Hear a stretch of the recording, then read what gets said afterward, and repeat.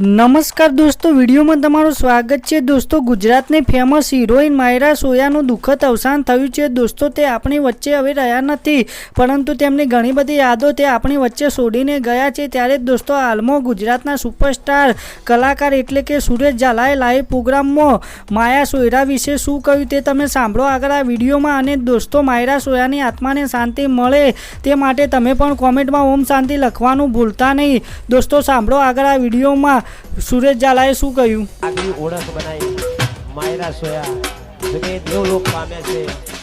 ભગવાન એમની આત્માને શાંતિ આલે। અમારા જયેશભાઈ સોઢાના એક્ટર દિલથી બધા પ્રાર્થના કરી કે ભગવાન એમની આત્માને શાંતિ આલે।